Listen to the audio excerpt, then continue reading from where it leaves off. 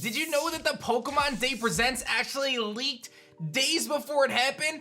And it mentioned that there's gonna be a new Nintendo Switch later this year. We've got that and a ton more for Pokemon Day 2023. Let's take a look. All right, so y'all know that I cover rumors and leaks on this channel, and I cover a lot of different ones, and a lot of the times we find out that they turn out to be fake, but sometimes they turn out to be real, and it seems as though on the 24th, Friday, that they had a leak that was real, and I covered it on the channel, and I even said, hey, let's not make too much of this because I really don't know what the deal is here, but it turned out to be right. So I'm gonna just very quickly summarize that. They talked about the DLC being the hidden treasure of Area Zero. Version 1.2 has new clothing. It has the two legendaries. They're Paradox Suicune, Paradox Virizion, Water Dragon, Grass Psychic, a mystery Pokemon with a green mask, special Terrestrial appearance. The third legendary Pokemon is a large blue turtle, and we're working on a graphics enhancement patch for the new Nintendo Switch models that will be released alongside DLC 2.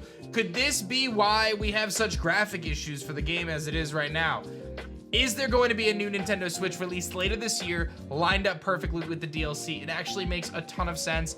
We're gonna have to wait and see, but I had to bring this to your attention. A lot of news sites are picking this up as there could potentially be a new Switch. I know we've talked about this for years, but again, super worth mentioning. Now, shifting gears to kind of some of the stuff that's taken place the last couple days, the Riddler kind of went hard the morning of the presentation, posted this image here, which is kind of like a rectangle with a Combee and then an Amoris, Dunsparce, and Samurott with Zygarde chilling in the middle and some other icons kind of to the side. And it turns out that this is actually a teaser towards the DLC logo, which has kind of some hints and stuff mixed into it. So the bottom left is meant to be DLC 1, which is the teal mask, which is the new main Pokemon. The bottom right is meant to be DLC 2, which is the Indigo Discworld Turtle, and the top two are kind of unknown at this point. We really don't know what's going on with that. So it seems as though there's some sort of tie-in to Samurott being the key to the top left, just as Dunsparce is the key to the bottom left, and Amoris is the key to the bottom right. And Amoris is a turtle. How does Dunsparce compare to this mask Pokemon? I'm not exactly sure. I'm a bit confused about that, but nonetheless, we've got some direction here that could be important, so maybe someone else smarter than me is able to decipher some of this information. And of course, the hexagons in the middle, Zygarde being a hint towards the hexagons in the middle. Very, very interesting. There was some other posts about Green and Meowscarada and Magnezone, and then another one, and we believe that these were actually pointing towards some of the new Pokemon that were teased and revealed from the release today. So we'll have to wait and see. But one thing that I think is worth mentioning is this new Pokemon, Ogerpon, which is this like weird looking masked dude. He already looks like he's terrestrialized, right? Like, my dude already looks like he's like mid-terrestrial in his like standard artwork, which is interesting. So I feel like there's some pieces to this puzzle that we have to kind of uncover with this guy. And it does look a lot like Professor Turo when he first kind of got taken over the AI, the robot started malfunctioning. He looks a lot like that. So just some food for thought, right? Like, let's definitely keep this on our radar as we explore this space a little bit more on what this all could be. Now, if you guys remember, back on February 15th, the Riddler had posted a bunch of different kind of teasers, started with a hexagon, ultimately worked his way towards a turtle shell. A lot of people were like, oh my god, there's gonna be a turtle. And here we go, baby. Terapagos, which I love. I really like this design. I feel like Terapagos is a super cool design. So, simple turtle, bro, world turtle, got all the element types on his back, seemingly has the terrestrial star on its back, right? There's gotta be some importance here. This thing most certainly has ties to the terrestrial mechanic. I don't think anyone's doubting that at this point.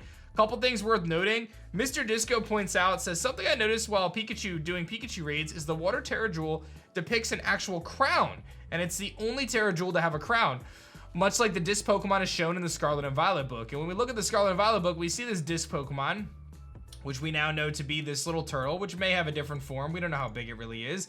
And then again, the crown on Pikachu really is a crown. Like, it's really a crown. A lot of the other, all the other terrestrial types don't have that. So it's possible that this thing is part water, right? Turtles associated water, big surprise there. Not really, but definitely a couple things that I thought worth mentioning. And then this post here from Serena Hatterene I thought was interesting. They say, the disc Pokemon is shaped kind of like an apple. Could it be the apple that tempted Adam and Eve / Turo and Sada and caused them to lose their chance at eternal life in paradise? Oh man, can you imagine? And then we've got some interesting text here from the book. Says, I guess it's from Bulbapedia in the journals. I've successfully brought more and more ancient Pokemon to our time. Since the first one, I'm so close to creating a world like the one in the book, a paradise where we can live happily together forever. I must make it real. There is some really interesting stuff going on here with this turtle, the apples, the apple imagery in the trailer, right? Like we talked about this in another video, or maybe I'm flipping the order in which these videos are going up, but this idea that, you know, they showed a bunch of apples, but then it's the Blueberry Academy. Why was there all this apple imagery in this trailer when they were gonna focus on the Blueberry Academy?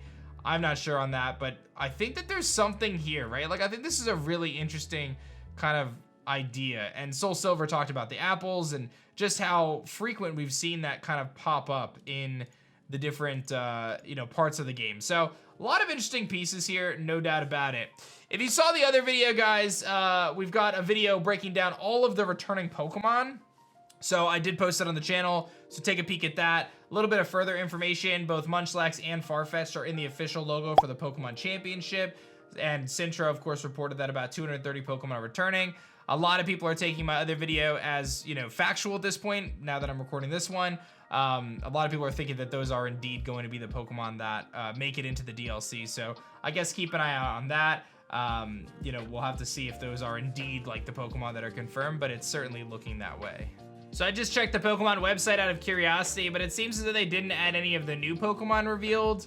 But they did add Iron Leaves and Walking Wake in terms of journal entries.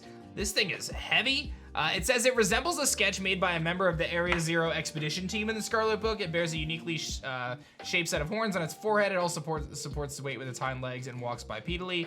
And then Iron Leaves says that the same kind of thing. It resembles a sketch from the Area Zero expedition book. I find this to be very interesting though, because you've got these two different sketches that were made and they were kind of left behind for us to uncover in the game, right? These different legendaries that look like, you know, Terrakion, Virizion, Cobalion, Keldeo, right? And then the other one that looks like Entei, Suicune, Raikou. And then we get the Paradox forms and they're not that at all. Like, they're very different. And I'm a little confused about that. Like, I know that it was a researcher's take and like there's a lot of questions about what's real and what's not here.